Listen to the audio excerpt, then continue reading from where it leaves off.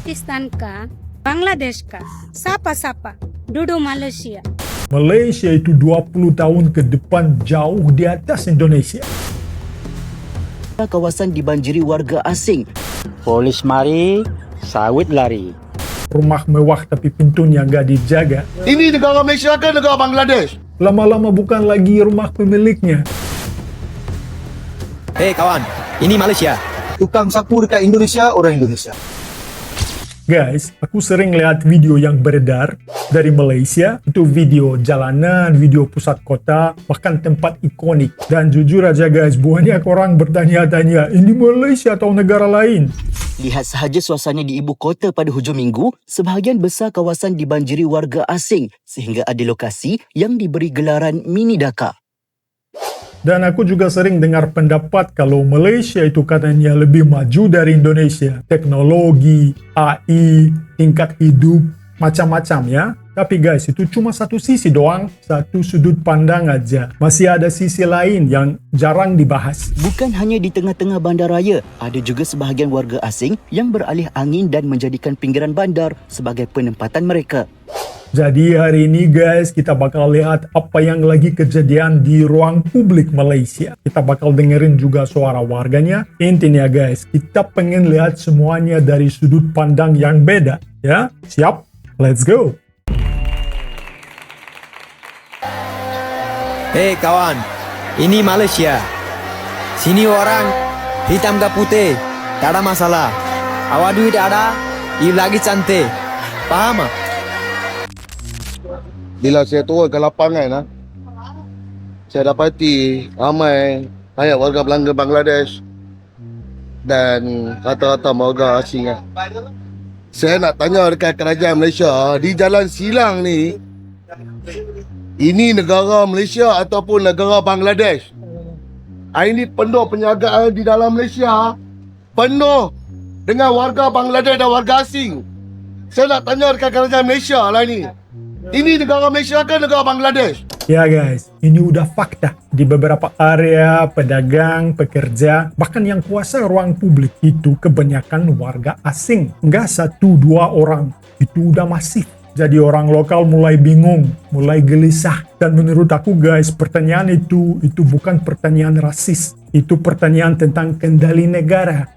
Saya cakap, Indonesia kah, India kah, Nepal kah, Pakistan kah, Bangladesh kah, siapa-siapa, duduk Malaysia. You punya anak ada kampung, you cari uang, duduk Malaysia. You Malaysia duduk, pagi masuk kerja, banyak orang ada. Boleh cakap-cakap, hati baik, happy. Nanti balik rumah, ada mandi, ada makan, nanti malam tidur. Bolehkah betul-betul tidur? You orang ada betul-betul tidur kah? Saya tak ada tidur. Kenapa tak ada tidur? Saya anak kampung. Saya duduk Malaysia, hati sakit goring. Bangla sakap. Polis mari, sawit lari. Hujan mari, kongsi lari. KL pergi, bas naik, kaki jalan. Ini alasan kenapa di Malaysia itu banyak sekali orang-orang Bangladesh sampai-sampai Malaysia dijuluki sebagai Malaydesh. Bangladesh ini adalah salah satu negara di Asia Selatan dan juga merupakan salah satu negara terpadat di dunia.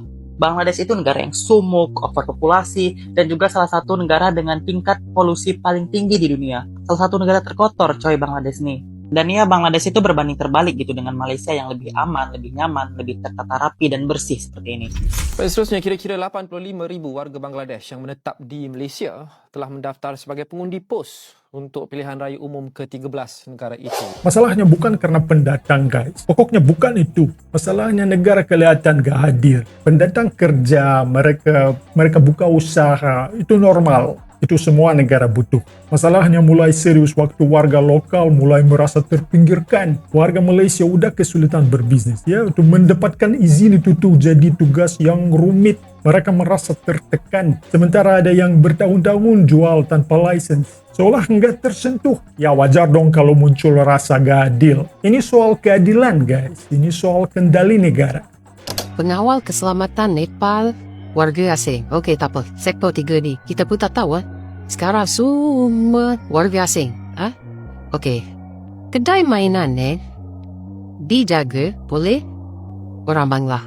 Sejak bila Bangla boleh jaga buat permainan, kedai-kedai permainan dijaga dedication? Macam mana Macam mana immigration Selangor tak nampak? Setiap kedai-kedai, setiap dekat shopping mall penuh Bangla, Pakistan.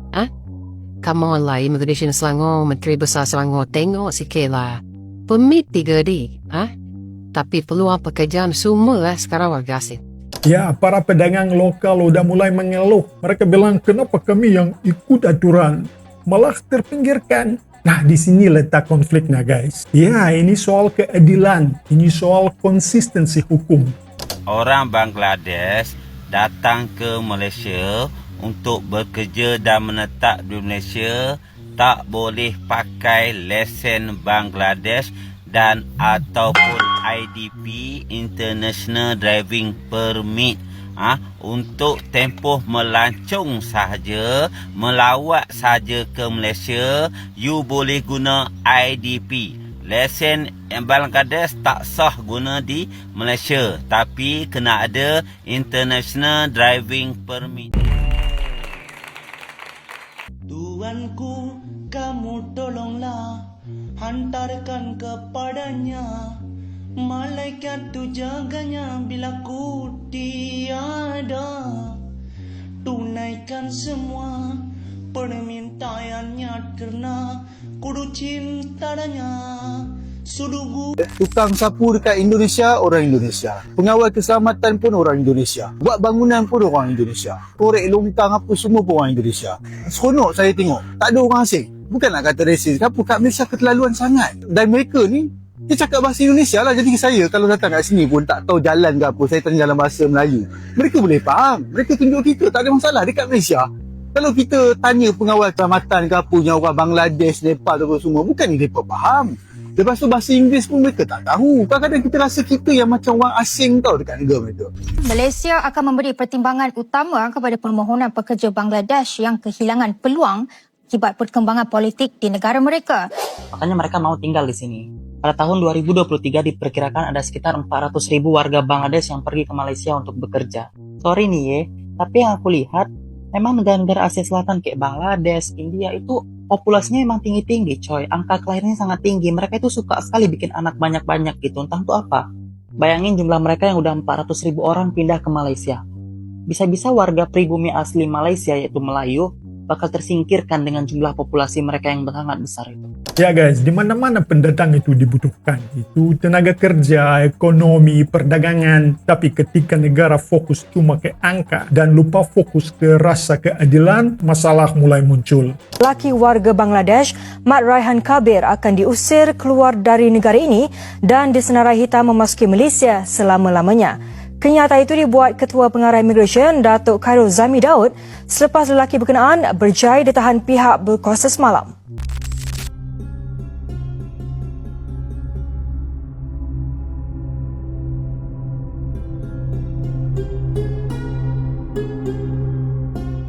Ya, ada juga yang bilang Malaysia itu 20 tahun ke depan jauh di atas Indonesia. Menurut aku guys, itu terlalu simplistik. Karena kemajuan negara itu nggak AI aja. Atau chip elektronik. Itu juga soal keseimbangan. Ya, teknologi maju itu bagus. Tapi kalau negara mulai kehilangan kendali di level paling dasar. Itu jalanan, pasar, ruangan hidup. Ya guys, itu alarm. Tapi dekat sini, dia rasa lebih dekat. Macam seolah-olah kita berada dalam negara kita sendiri tau. Yang buat kerja ni semua ada orang tua, orang muda. Semua buat kerja yang sama. Tak ada apa masalah. Seronok saya tengok di Indonesia ni. Dekat negara mereka sendiri pun mereka bekerja. Pergi negara orang pun mereka bekerja. Saya harap satu hari nanti dekat Malaysia ni, kita nak anak-anak tempatan kita lah yang isi ke semua pekerjaan 3R ni. Saya orang Bangla. Saya betul-betul cakap. Saya orang miskin. Saya orang ada kaya. Saya tak masuk Malaysia. Jadi guys, ada pepatah, rumah mewah tapi pintunya gak dijaga. Lama-lama bukan lagi rumah pemiliknya. Dan negara itu kayak rumah guys. Kamu boleh datang, bahkan boleh lama. Tapi aturan rumah tetap yang punya rumah dong. Dan Indonesia guys, Menurutku Indonesia justru harus belajar dari pengalaman Malaysia itu. Indonesia memang belum sempurna, banyak PR, banyak ribet, kadang banyak drama juga. Tapi satu hal penting, sampai hari ini Indonesia belum kehilangan wajahnya sendiri. Dan itu guys, nggak bisa diukur dengan angka investasi. Ya, terima kasih udah nongkrong bareng aku, bareng Roomsoft. Jangan lupa like, share, dan subscribe to the channel. Terima kasih dan sampai jumpa di video selanjutnya. Paka-paka.